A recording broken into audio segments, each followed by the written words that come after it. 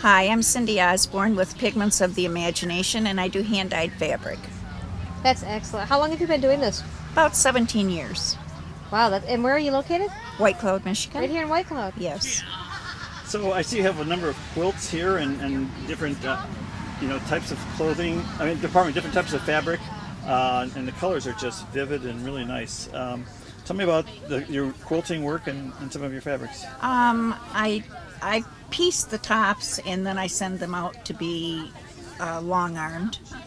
I try to use my hand-dyed fabric to be examples of my work. I've been quilting, I don't know, maybe 20 years. And how have you seen things change in terms of the interest of the public and just even the things associated with quilting? There's a much bigger availability now. It's much more popular than it used to be. Bigger availability of cotton fabrics. There's a number of local guilds. We have one here in White Cloud that has maybe 75 members. It's Tall Pine Quilters. Well, that's great. And are the fabrics or some of the ways that people work quilts, are they easier to clean and are they more flexible that way? Yeah, I mean, if you're doing an heirloom quilt, you don't want somebody throwing it in the washing machine and using it excessively. But the quilts that I have here, except for the wall hangings, are utility quilts, and they're meant to be washed in the washing machine and used. Well, can you tell us a little bit about the people in Allegan County? Are you seeing more of them who are involved in knitting and quilting and working with fibers? I think there is more availability of people to get together with than there used to be. I belong to a quilt guild, I belong to a knitting group, I get together with spinners, and I'm actually from Grand Rapids, and I don't know if I would have had that availability down there because it's a much smaller group up here.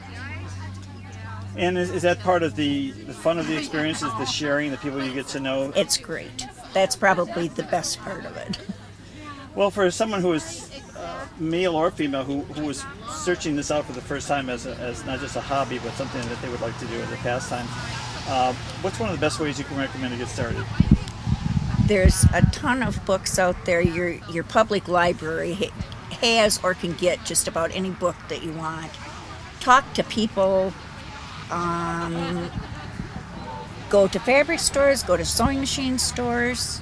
There's just a wealth of free information out there. And if someone wants to contact you, can you give maybe the address of where you're located and maybe the phone number? I don't have a store. A storefront. How about a phone number? Or Sure, it's 231-689-0009. Wonderful.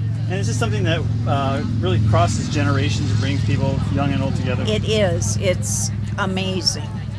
We went to a different fiber festival a couple of weeks ago, and there were two young girls, I would say in their early 20s, and they were spinning and they were knitting and they had their own booth. Wow. I thought it was quite heartening. That's cool. Yeah.